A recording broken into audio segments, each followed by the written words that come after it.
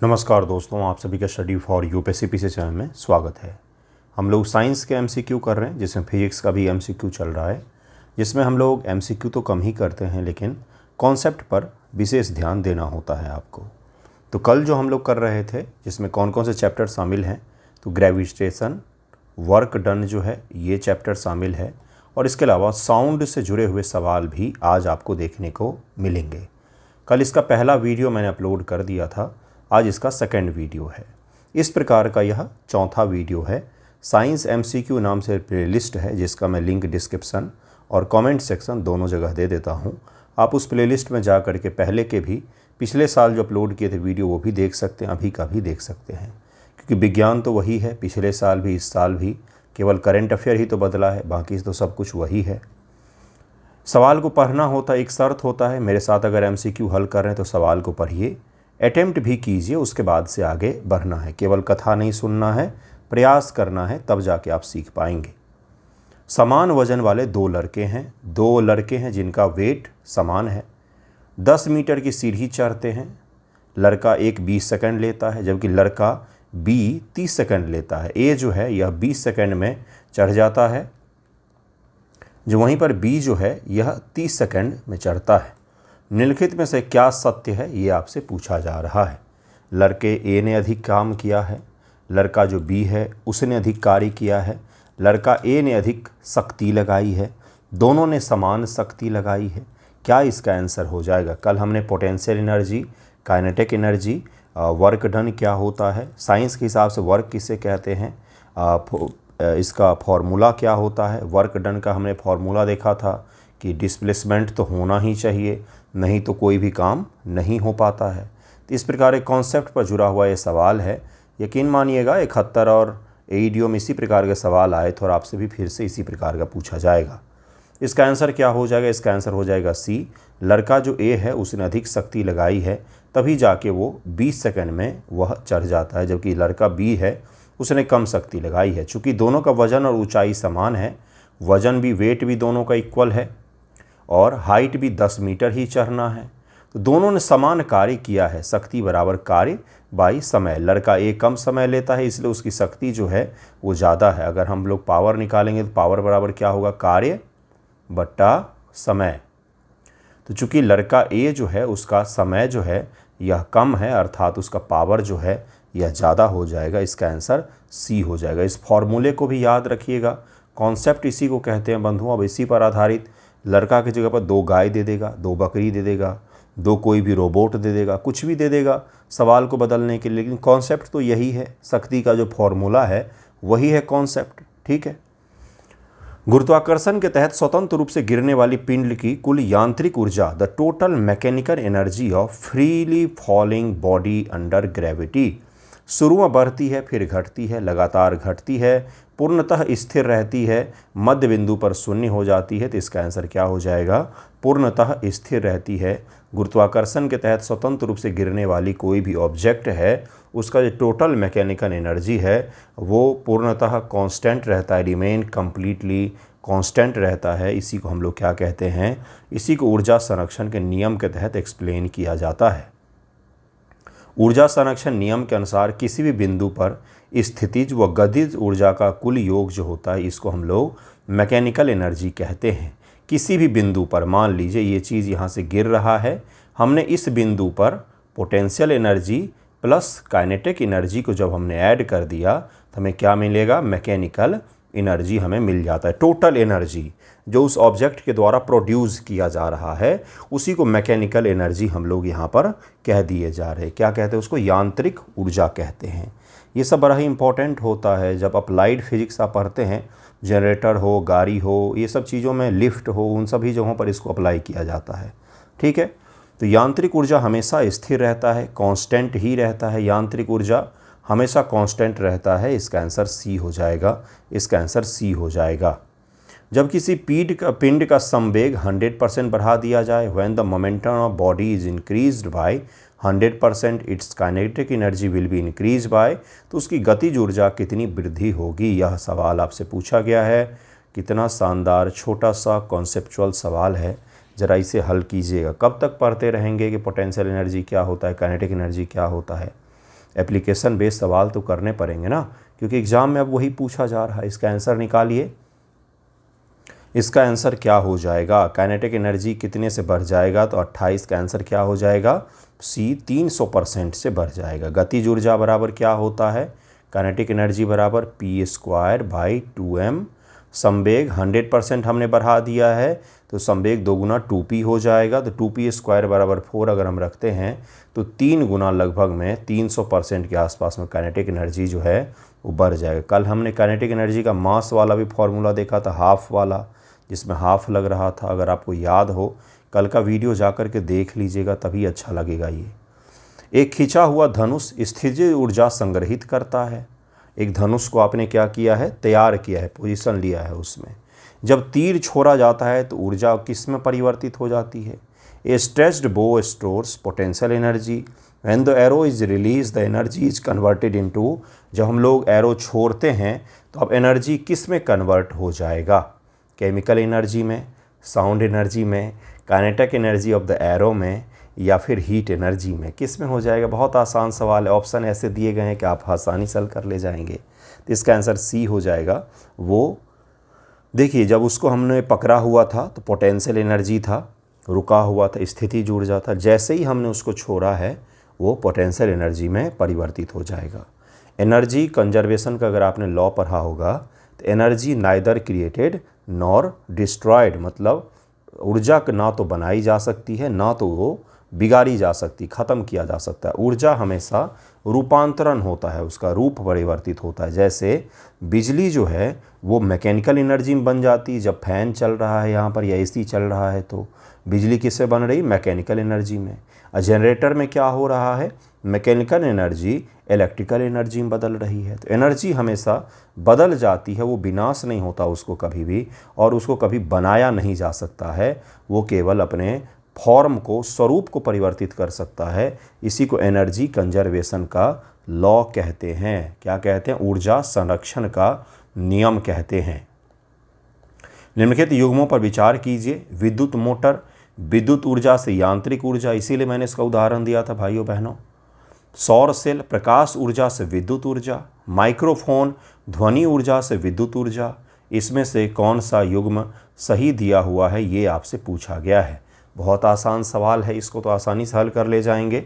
इसका आंसर क्या हो जाएगा? इसका आंसर हो जाएगा तीनों के तीनों ही सही दिए हुए हैं, सब सही मैच है। ये एनर्जी का जो स्वरूप बदल रहा है उसी से सवाल है। मोटर में क्या होता है? विद्युत एनर्जी यांत्रिक ऊर्जा में बदल जाता है। मोटर के लिए आपको बिजली ऑन करना पड़ता है, तब जाके आपके घर में पानी चढ़ेगा, तो वहाँ पर बिजली खपत हो रही है। ठीक है, आउटपुट में हमें क्या मिल रहा है? तो मोटर घूम रहा है, मैकेनिकल एनर्जी हमें मिल रहा है। सोलर सेल क्या है? सोलर से जो प्रकाश प्राप्त होता है उसको हम लोग विद्युत में बदल रहे हैं। तो ये क्या कर रहा है? लाइट एनर्जी को इलेक्ट्रिक एनर्जी में बदल रहा है। माइक्रोफोन, जिसके जरिए आपको सुनाई दे रहा है, ये जो माइक है, ये क्या कर रहा है? तो साउंड ऊर्जा को विद्युत ऊर्जा में बदल रहा है और आप तक यह चीज़ें पहुंच रही है। तो ये सब के सब क्या है? एनर्जी का स्वरूप बदल रहा है। एनर्जी ना तो बन रहा है ना तो डिस्ट्रॉय हो रहा है। ये छोटा सा जो लॉ है इस पर आधारित ही यूनिवर्स है, सब कुछ है, अपने इर्द गिर्द की चीज़ें सब कुछ हैं। अगला सवाल देखिए क्या है? बल विस्थापन ग्राफ के नीचे का क्षेत्रफल क्या दर्शाता है? The area under the force displacement graph represent. Force and displacement का जो ग्राफ होता है उसके नीचे का हिस्सा जो है यह क्या दर्शाता है? ये सवाल पूछा जा रहा है। 31 का आंसर क्या हो जाएगा? यह वर्क डन को दर्शाता है, क्योंकि डिस्प्लेसमेंट और फोर्स जब दोनों मल्टीप्लाई होते हैं तभी तो वर्क डन हमें प्राप्त होता है। कल से ही हम लोग ये फॉर्मूला पढ़ रहे हैं, बस इसमें एक चीज़ लिख दिया गया कि ग्राफ के नीचे का हिस्सा। तो यहाँ पर किस प्रकार से इसको निकाला जाता है? तो ये फोर्स है और ये डिस्प्लेसमेंट है, तो इसको मल्टीप्लाई करेंगे तभी तो ये हिस्सा निकलेगा। तो उसको मल्टीप्लाई करना ही तो वर्क डन है। कार्य कितना हुआ है वही तो वर्क डन है। वही आपसे सवाल एक ही है, कॉन्सेप्ट वर्क डन का फॉर्मूला ही है, लेकिन ग्राफ शब्द जोड़ दिया गया और नीचे का हिस्सा पूछ लिया गया। तो आपको लग रहा है पता नहीं कौन सा कठिन चीज़ है, जबकि यह काफ़ी आसान सवाल था। इसका आंसर सी हो जाएगा। कल का वीडियो देखा होगा आपने। एक पिंड को लंबवत ऊपर की ओर फेंका गया है। आप यहाँ पर खड़े हैं, ये आप हो गए, है ना, ये हो गया आप, है ना। एक पिंड को लंबवत, अब इसको क्या किया आपने? एक पिंड है, इसको ऊपर फेंका है आपने। अपने पथ के उच्चतम बिंदु पर इसकी क्या होगा? A body is thrown vertically upward at the highest point of its path, it's गतिज ऊर्जा अधिकतम होगी। क्या यहाँ पर काइनेटिक एनर्जी बहुत ज़्यादा होगा? स्थितिज ऊर्जा अधिकतम होगी? पोटेंशियल एनर्जी यहाँ पर ज़्यादा होगा? दोनों अधिकतम होंगे? बोथ आर मैक्सिमम या फिर बोथ आर जीरो? क्या होगा? इस पॉइंट पर ये पूछा जा रहा है आपसे। हाथ में बॉल लेकर के कभी फेंका है क्या ऊंचा? बचपन में खेला होगा अगर क्रिकेट वगैरह, तो बॉल को कभी कभी प्रैक्टिस के लिए बहुत ऊंचाई फेंकते थे हम, फिर कैच करना होता है। तो ये सबसे पीक पर जहाँ से बॉल नीचे की तरफ गिरना शुरू कर देगी, इस पीक पर पूछा जा रहा है आपसे एनर्जी किस प्रकार का होगा? बताइए इसका आंसर क्या हो जाएगा? कितना सुंदर सा सवाल लाया हूँ मैं आपके लिए। इसको ज़रा हल कीजिए, इसको ज़रा हल कीजिए। क्या हो जाएगा इसका आंसर? स्थितिज ऊर्जा अधिकतम होगी, पोटेंशियल एनर्जी यहाँ पर अधिकतम होगा। गतिज ऊर्जा तो यहाँ पर चूँकि 1 सेकंड के लिए सेकंड के 10वें भाग में रुकेगा, फिर वो नीचे की ओर आना शुरू कर देगा। तो उच्चतम बिंदु पर पहुंचकर वस्तु एक क्षण के लिए रुक जाती है, वेग उसका वेलोसिटी 0 हो जाएगा, इसलिए गतिज ऊर्जा शून्य हो जाएगी। जब वेलोसिटी 0 होगा तो काइनेटिक एनर्जी हो ही नहीं सकती है, क्योंकि ये तो केवल मूविंग चीज़ों में होता है। लेकिन ऊंचाई अधिकतम होने से स्थितिज ऊर्जा अधिकतम हो जाती है। इसका आंसर बी हो जाएगा, इसका आंसर बी हो जाएगा, जरूर याद रखिए। नेक्स्ट क्वेश्चन है कि घर्षण बल कथन दिया हुआ है। घर्षण बल एक असंरक्षी बल है। Friction force is non conservative force. मैंने आपको समझाया था कि नेचर में कुछ ताकतें कंजर्वेटिव होती हैं जो फिक्स हैं, जबकि कुछ ताकतें जो हैं इनडायरेक्ट रूप से अप्लाई होती हैं। जैसे फ्रिक्शन है, फ्रिक्शन हर चीज़ पर ही अप्लाई होता है। क्या ये कंजर्वेटिव है? पारंपरिक फोर्सेज में इनका नाम आता है, या गैर पारंपरिक फोर्सेज हैं ये, है ना। घर्षण द्वारा किया गया कार्य वस्तु द्वारा लिए गए मार्ग पथ पर निर्भर करता है, केवल प्रारंभिक और अंतिम स्थितियों पर नहीं। ये स्टेटमेंट दिया गया है। इसी सेम कॉन्सेप्ट से आपके एईडीओ में सवाल भी पूछे गए थे। तो 33 का आंसर क्या हो जाएगा? क्या कथन कारण दोनों सही है? तो इसका आंसर हो जाएगा ए, दोनों के दोनों सही दिए हुए हैं। घर्षण एक कंजर्वेटिव नॉन कंजर्वेटिव फोर्स है। घर्षण एक नॉन कंजर्वेटिव फोर्स है, पारंपरिक फोर्स नहीं है, इनडायरेक्टली यह लग जाता है। इसका आंसर ए हो जाएगा। गुरुत्वाकर्षण संरक्षी कंजर्वेटिव है, क्योंकि यह रास्ते पर निर्भर नहीं करता है, लेकिन घर्षण में लंबा रास्ता तय करने पर घर्षण उष्मा के रूप में अधिक ऊर्जा का नुकसान करेगा, इसलिए यह एक नॉन कंजर्वेटिव फोर्स के रूप में कंसीडर किया जाता है। ध्वनि के संचरण के संबंध में अब 3 स्टेटमेंट यहाँ पर दिए गए हैं और आपसे पूछा गया है कौन से कथन सही हैं। निकालिएगा जरा इसका आंसर, वीडियो पॉज करके हर सवाल का आंसर निकालना है। ध्वनि तरंगे अनुदैर्घ्य यांत्रिक तरंगे हैं। Sound waves are longitudinal mechanical waves. क्या यह सही है? सबसे पहला जो हम लोग ध्वनि की परिभाषा को पढ़ते हैं ना भाइयों बहनों, तो उस समय ये लाइन सबसे पहला लाइन में से एक आता है किसी भी एनसीईआरटी। और आपको बता दूं कि ये जितने सवाल आप देख रहे हैं ये एनसीईआरटी से बैठ करके बनाए गए हैं। ध्वनि तरंग पूर्ण निर्वात में आसानी से यात्रा कर सकती है। Sound waves can travel easily through a perfect vacuum. Seriously गुरु? तो इलेक्ट्रोमैग्नेटिक फिर वेव्स जो होती हैं वो क्या करेंगी? उनको तो फिर रहना ही नहीं चाहिए, जिंदा ही नहीं रहना चाहिए। साउंड अगर वैक्यूम में चल रही है तो इलेक्ट्रोमैग्नेटिक वेव और साउंड वेव में अंतर क्या होगा, है ना। ध्वनि की गति ठोस पदार्थों में अधिकतम और गैसों में न्यूनतम होती है। ठोस पदार्थों में ध्वनि की गति अधिकतम होती है और गैसों में न्यूनतम होती है। क्या वाकई गैस में सबसे न्यूनतम होती है ध्वनि की तरंग? यानी कि अभी जो हवा में आप एक दूसरे से बात करते हैं वहाँ पर ध्वनि की रफ्तार सबसे कम होती है क्या? इसका आंसर क्या हो जाएगा? आसान सवाल है ये, आपको मैं पहले ही बता दूँ, कोई कठिन नहीं है ये। इसका आंसर क्या हो जाएगा? बी हो जाएगा। दूसरा को अगर आप एलिमिनेट करते तो भी आप निकाल ले जाते। इसका आंसर बी हो जाएगा। कथन 2 गलत है, क्योंकि ध्वनि तरंगों को संचरण के लिए कणों माध्यमों की आवश्यकता होती है। ध्वनि खुद आगे नहीं बढ़ता बल्कि वेव आगे बढ़ता है। तो जो कंपन करने वाले कण है ना, वो कंपन करते करते आपके कानों तक पहुँचता है, तब जाके वो आपके कानों में आवाज़ आती है। बिल्कुल सही सुन रहे हैं आप। निर्वात वैक्यूम में कोई कण नहीं होते हैं, इसलिए वहाँ ध्वनि की गति शून्य होती है। इसलिए वहाँ ध्वनि की गति शून्य होती है। ध्वनि को चलने के लिए हमेशा ही किसी न किसी माध्यम की आवश्यकता होती है। ठोस, द्रव, गैस, तीनों माध्यमों में से किसी भी माध्यम में ध्वनि चल सकते हैं। जिस भी माध्यम की डेंसिटी जितनी ज़्यादा होगी ध्वनि की स्पीड उतनी ही ज़्यादा होगी। जैसे स्टील में ध्वनि की रफ्तार सबसे तेज़ होगी और हवा में ध्वनि की रफ्तार सबसे कम होगी। ये आप ध्यान में रखिएगा। इलेक्ट्रोमैग्नेटिक जो वेव होते हैं, जैसे लाइट हो गया, एक्सरे, वाई रे, गामा रे, ये सब जो होते हैं, इनको चलने के लिए माध्यम की आवश्यकता नहीं होती है, लेकिन ध्वनि को चलने के लिए माध्यम की आवश्यकता होती है। इसको ज़रूर ही याद रखें। अगला सवाल है, महिलाओं की आवाज़ का तारत्व पिच सामान्यतः पुरुषों की तुलना में अधिक होता है। पिच की बात हो रही है। महिलाओं के स्वर रज्जु वोकल कॉर्ड उच्च आवृत्ति पर कंपन करते हैं। क्या इसके कारण से होता है? कथन के बाद लगाइए क्योंकि महिलाओं के जो वोकल कॉर्ड्स द्वारा उच्च आवृत्ति पर कंपन करते हैं, इसलिए ऐसा होता है क्या? 35 का आंसर क्या हो जाएगा भाइयों बहनों? तो इसका आंसर हो जाएगा ए, अर्थात दोनों के दोनों सही दिए हुए हैं। तारत्व पिच सीधे फ्रीक्वेंसी पर निर्भर करता है। महिलाओं के वोकल कॉर्ड छोटी होती हैं, महिलाओं का वोकल कॉर्ड छोटी होती हैं जो तेज़ी से कंपन उच्च आवृत्ति करती हैं, जिससे आवाज़ तीखी होती है। यानी कि दूर बैठी हुई कोई महिला है, अगर बात करेगी तो आपके कानों तक वो आवाज़ आ सकती है। पुरुषों की आवाज़ में बेस ज़्यादा होता है, पिच कम होता है, भारी ज़्यादा होता है। तो ये अंतर होता है, आपको ज़रूर ध्यान रखना चाहिए। इसका आंसर ए हो जाएगा।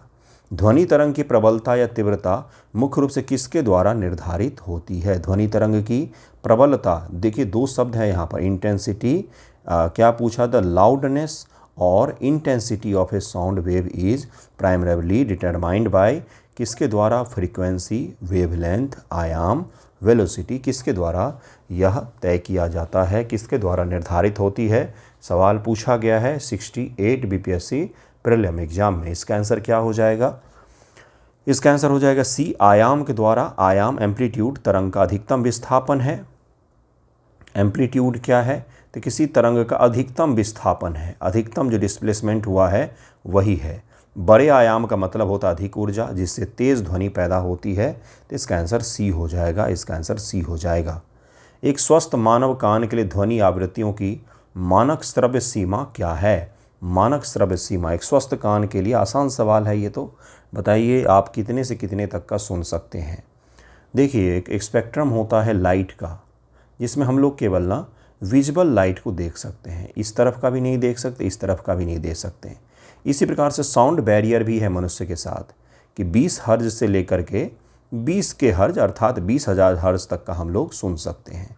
ना तो इससे कम सुन सकते हैं, ना तो इससे ज़्यादा सुन सकते हैं। अर्थात मानव के सुनने और देखने की कैपेसिटी बहुत ही कम है, मैं आपको ये कह रहा था। तो हमारे आसपास बहुत सारी ऐसी चीज़ें हैं जिसे हम नहीं देख सकते हैं, और कोई और यंत्र देख सकता है, कोई जानवर देख सकता है, कोई दूसरे तरीके की चीज़ों से देखा जा सकता है। अर्थात इंसान ना तो दुनिया की हर चीज़ को देख सकते हैं और ना तो दुनिया की हर चीज़ को सुन सकते हैं। इसका ये मतलब नहीं है कि जो हमें नहीं दिखता है वो चीज़ मौजूद नहीं है, या जो चीज़ हमें सुनाई नहीं दे रहा है उसमें कोई आवाज़ नहीं है। मैं आपको ये समझाने का प्रयास कर रहा था। तो अगर कोई बोले कि भूत दिख रहा है, तो हो सकता है उसकी आंखें जो हैं वो पिछले वाले रेंज की चीज़ों को देख रही हो। जैसे बहुत सारे जानवर जो होते हैं उनकी श्रव्य क्षमता काफ़ी शानदार होती है। वो अर्थ को भी महसूस कर सकते हैं, भूकंप को महसूस कर सकते हैं, इसी कारण से, क्योंकि उनकी श्रव्य क्षमता हमसे ज़्यादा सेंसिटिव होती है। तो ये चीज़ें नेचर ने ही बनाया हुआ है कि इंसान सब कुछ देख सुन ना सके, नहीं तो हम उसको भी ख़राब कर देते। एक अस्पष्ट प्रतिध्वनि इको सुनने के लिए ध्वनि स्रोत और परावर्तक सतह के बीच न्यूनतम दूरी कितनी होनी चाहिए? हवा में ध्वनि की गति 344 मीटर पर सेकंड मान करके आपसे पूछा जा रहा है। एक अस्पष्ट इको सुनने के लिए कितना होना चाहिए? यह तो बहुत नॉर्मल सवाल हो गया। 38 का आंसर क्या हो जाएगा? बी हो जाएगा। 17.2 मीटर तो कम से कम होनी ही चाहिए। मस्तिष्क में ध्वनि 0.1 सेकेंड तक रहती है। 0.1 सेकेंड में ध्वनि 34.4 मीटर की दूरी जाना आना तय करती है। इसलिए एक तरफ की न्यूनतम दूरी इसकी 17.2 मीटर होनी चाहिए, तब जाके हम स्पष्ट इको को सुन सकते हैं। इस चीज़ों का उपयोग किया जाता है, ये दूरी और ये लंबाई चौड़ाई का उपयोग किया जाता है सिनेमा हॉल के डिज़ाइन में, या फिर कॉन्फ्रेंस हॉल के डिज़ाइन में, या फिर सभागार कोई बड़ा है या शादी वगैरह का सभागार हो तो वहाँ पर इन सब चीज़ों का उपयोग किया जाता है। नेक्स्ट सवाल है सोनार। सोनार तकनीक में किन तरंगों का उपयोग किया जाता है? 39 का आंसर क्या हो जाएगा? सी, पराश्रव्य ध्वनि तरंगों का उपयोग किया जाता है। इसका आंसर सी हो जाएगा।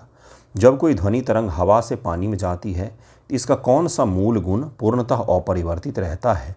ध्वनि तरंग कहाँ से जा रही है? यह साउंड वेव है, यह एयर का माध्यम है, और ये वाटर है, यह जल है, जल में प्रवेश कर रही है, जल में प्रवेश कर रही है। अब आपसे सवाल पूछा जा रहा है कि इसका कौन सा मूल गुण पूर्णतः अपरिवर्तित रहेगा, उसमें चेंजेज नहीं आएंगे, वो अनचेंज रहेगा कंप्लीटली। उसकी स्पीड, वेवलेंथ, फ्रीक्वेंसी या फिर एम्पलीट्यूड। इसका आंसर निकालिए कि क्या हो जाएगा इसका उत्तर। आसान सवाल है, ये सब सवाल तो गलत मत ही करना, ये सब तो बोनस जैसे होते हैं बंधुओं। इसका आंसर सी हो जाएगा, फ्रीक्वेंसी उसकी समान रहती है। अपवर्तन, रिफ्रैक्शन के दौरान गति व तरंग दैर्घ्य बदल जाते हैं, लेकिन आवृत्ति, फ्रीक्वेंसी ध्वनि उत्पन्न करने वाले स्रोतों का यह गुण होता है। जिस स्रोत से उत्पन्न हो रहे हैं न ध्वनि, जैसे मैं अभी बोल रहा हूँ, तो ये मेरा होगा गुण कि कितनी फ्रीक्वेंसी की आवाज़ निकलती है, कितनी फ्रीक्वेंसी की नहीं निकलती है।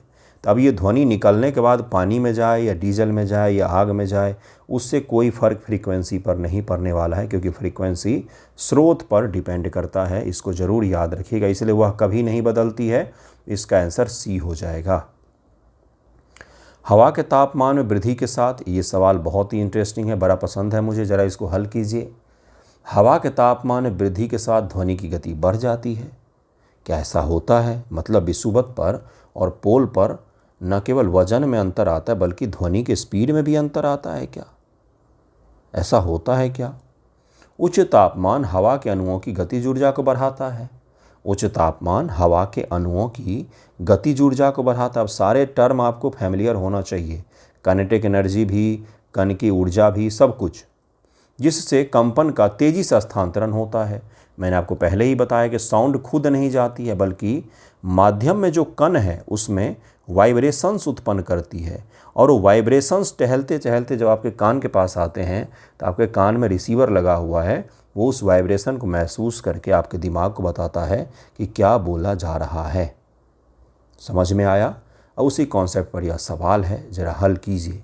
क्या हो जाएगा इसका आंसर?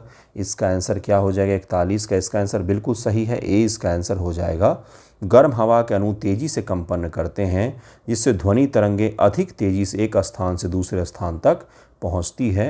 अर्थात विषुवत पर साउंड की स्पीड ज़्यादा हो सकती है तुलनात्मक रूप से पोल के, क्योंकि वहाँ पर हवा ठंडी होती है।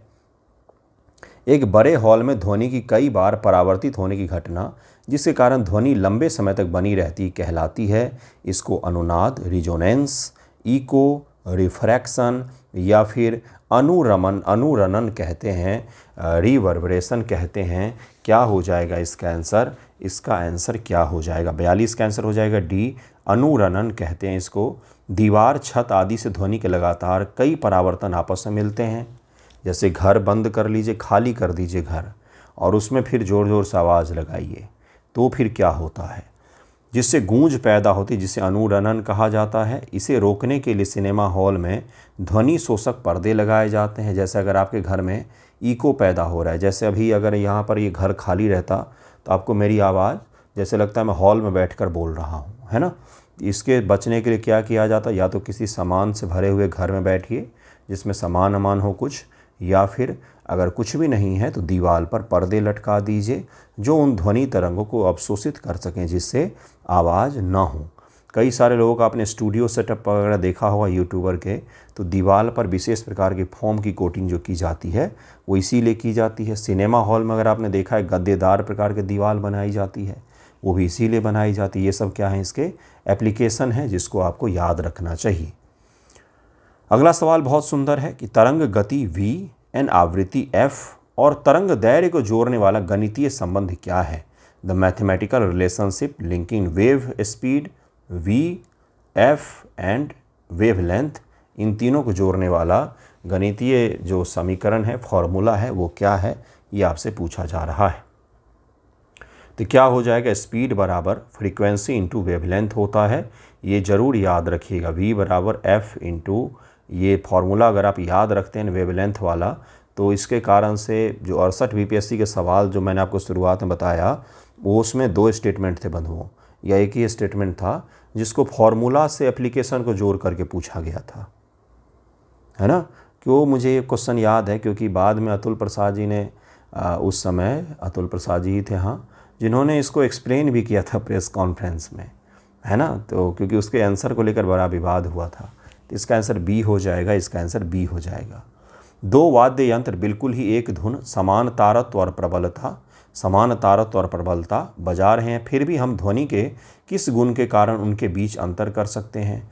To musical instruments are playing the exact same note, we can still distinguish between them due to property of sound called. कौन सी प्रॉपर्टी के कारण हम उनके बीच में अंतर को महसूस कर सकते हैं, इसको कहा जाता है गुणता या फिर टिम्बर इसको कहा जाता है।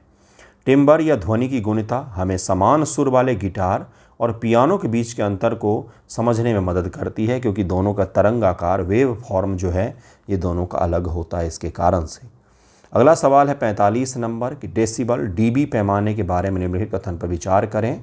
इसका उपयोग ध्वनि के तारत्व पिच को मापने के लिए किया जाता है। डीबी डेसिबल आपने सुना होगा कि इतने से ज़्यादा डेसिबल का साउंड अगर आप यूज करते हैं तो वो शोर कहलाता है। जैसे अगर आप लोकल एरियाज में रहते होंगे तो फ़ोन में आप एप्लीकेशन आते हैं जिसको आप डाउनलोड करके देख सकते हैं आपके कमरे में कितना डेसिबल का साउंड है, और एक पर्टिकुलर डेसिबल से ऊपर के साउंड को शोर कहा जाता है, जिसमें आप पढ़ नहीं सकते हैं। फिर आपके लाइब्रेरी में देखिए कितने डेसिबल का साउंड है ना। 80 डेसिबल से ऊपर की ध्वनि मानव कानों के लिए दर्दनाक होने लग जाती है। साउंड से above 80 decibel become physically painful to human ears. इसका आंसर क्या हो जाएगा?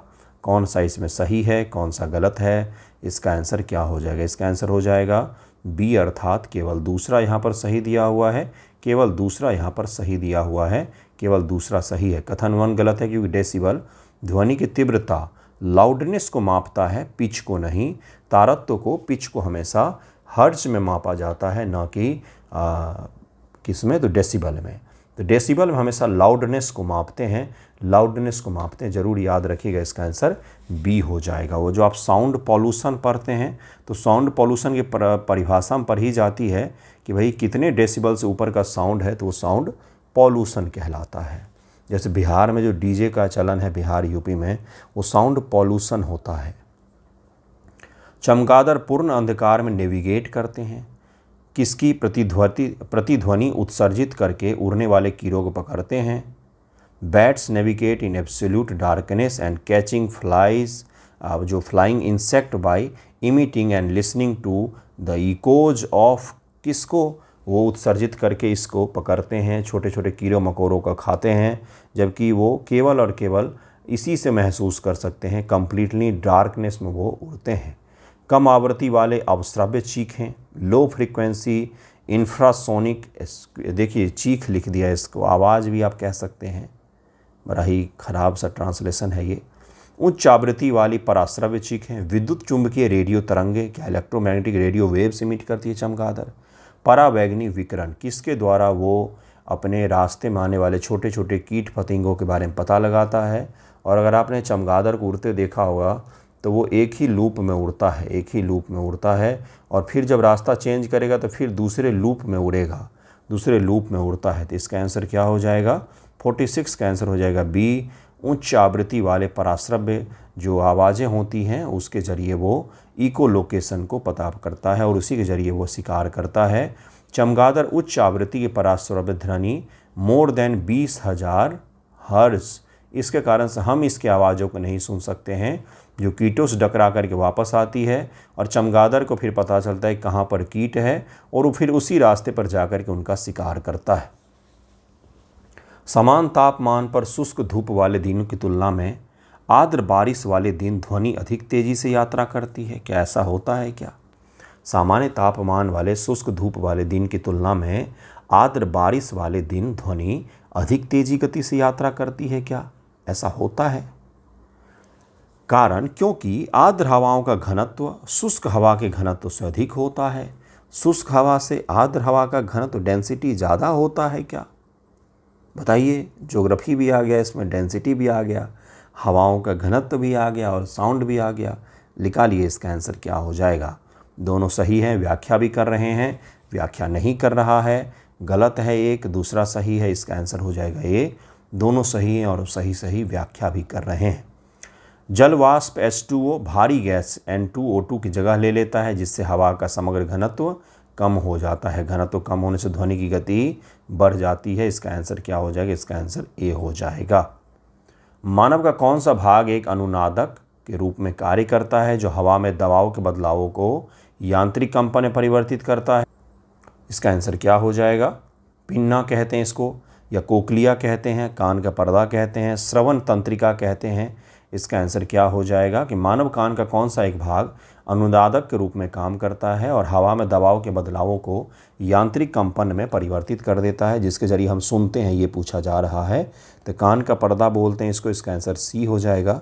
जब ध्वनि तरंगे कान के पर्दे से टकराती है तो दबाव के बदलाव के कारण से वो कंपन करने लग जाता है, और उसी कंपन के सिग्नल को हमारा ब्रेन जो है वो साउंड के रूप में आपको बताता है कि ये आवाज़ आ रही है।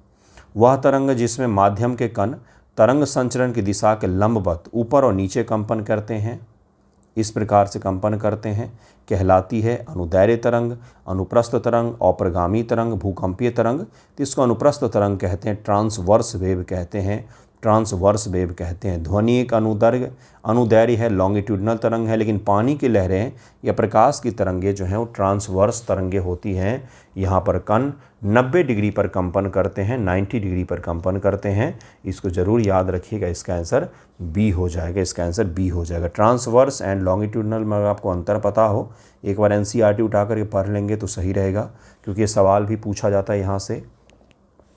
डॉक्टरों द्वारा हृदय और फेफड़ों की आवाज़ सुनने के लिए उपयोग किए जाने वाला स्टेथोस्कोप किस सिद्धांत पर काम करता है? स्टेथोस्कोप आपने देखा होगा, तो किस सिद्धांत पर? तो ध्वनि के बहुपरावर्तन पर, मल्टीपल रिफ्लेक्शंस ऑफ साउंड के आधार पर काम करता है। स्टेथोस्कोप की नली अंदर ध्वनि तरंगे बार बार दीवारों से टकरा करके मल्टीपल रिफ्लेक्शन बिना अपनी ऊर्जा खोए सीधे डॉक्टरों के कान तक पहुँचती है, जिसके जरिए डॉक्टर पता करते हैं कि क्या महसूस किया जा रहा है। नेक्स्ट सवाल है कि लिफ्ट में यात्रा करते समय आभासी भार के अनुभव के संबंध में निम्नलिखित कथन पर विचार करें। ये ग्रेविटेशन से एक सवाल है। जब कोई लिफ्ट तेजी से ऊपर की ओर त्वरित होता है तो व्यक्ति का आभासी भार उसके वास्तविक भार से अधिक महसूस होता है। क्या पूछ रहा है? तेजी से त्वरित रूप से ऊपर की ओर जा रहा है, त्वरित हो रहा है, एक्सेलरेट हो रहा है। ठीक है। नेक्स्ट है कि जब लिफ्ट का केबल टूट जाता है, मुक्त पतन, तो व्यक्ति का आभासी भार शून्य हो जाता है। क्या ऐसा होता है क्या? तो इसका आंसर हो जाएगा सी। दोनों के दोनों स्टेटमेंट यहाँ पर सही दिए हुए हैं। ध्वनि, वर्क डन और कौन सा? ग्रेविटी। इससे जुड़े हुए हमने करीब में कल हमने सॉल्व किए थे 25-26 सवाल, और आज 25-26 सवाल हमने हल किए हैं। अब इससे जुड़े हुए सवाल हम लोग तब करेंगे जब फिजिक्स का एंड करेंगे, तब मिसलिनियस में एक बार फिर से सारे का हम लोग रिवाइज करेंगे। उसमें थोड़ा सवाल का स्तर और ऊपर उठाऊँगा मैं, चूँकि आसान सवाल करने से तो नहीं होगा। जैसे जैसे आगे बढ़ेंगे, जब रिवीजन करने पर आएंगे तो सवालों का स्तर बिल्कुल ही पार चला जाएगा। इसके लिए ज़रूरी है कि आप इनका पढ़े भी और प्रैक्टिस भी करें, और कॉन्सेप्ट पर विशेष ध्यान दीजिएगा। मुझसे पूछिए, जिनका साइंस बैकग्राउंड नहीं भी है वो भी क्या साइंस कर सकते हैं? बिल्कुल आसानी से कर सकते हैं। कुछ भी नहीं है। हर चैप्टर के 2 से 3 कोर कॉन्सेप्ट होते हैं। जैसे ध्वनि है तो उसका 2 से 3 कोर कॉन्सेप्ट है, लाइट है तो उसके 2 से 4 कोर कॉन्सेप्ट होते हैं, लेंस है, मिरर है, दोनों में बहुत सारी सिमिलरिटीज़ होती हैं तो बहुत सारे डिफरेंस होते हैं, बल्कि डिफरेंस ज़्यादा होते हैं। तो मिरर लेंस जिसको हम लोग कहते हैं, इन सब के कोर कॉन्सेप्ट पर ध्यान दीजिए, उसका अध्ययन कीजिए, बार बार कीजिए, उसको समझ लीजिए। बाकी सवाल जो पूछा जाएगा वो फॉर्मूला, एप्लीकेशन और कॉन्सेप्चुअल ही पूछा जाएगा, इसलिए आप कर सकते हैं। कितने सवाल के ये मायने नहीं रखता, कितने कॉन्सेप्ट आपने रिवाइज किए ये मायने रखता है। कॉन्सेप्ट पर फोकस कीजिएगा। लूसेंट केवल लगा लेने से विज्ञान नहीं होने वाला है, आपको थोड़ा सा समझ बनाना पड़ेगा। इतना तो बता दिया गया है AEDO में भी, 71 में भी बता दिया गया था, AEDO में भी बता दिया है, और अभी जितने भी एग्ज़ाम होंगे उस सभी में आपको पता चल जाएगा। ओके, तो धन्यवाद आप सभी का। नेक्स्ट वीडियो जो आएगा उसमें नेक्स्ट 3 चैप्टर और उठाएंगे और उसके सवालों को हल करेंगे। सवाल का स्तर अगले वीडियो से थोड़ा सा ऊपर रहेगा, अच्छा रहेगा, तो कृपया पढ़ के आएँ और अच्छे से प्रैक्टिस भी करें। धन्यवाद आप सभी का।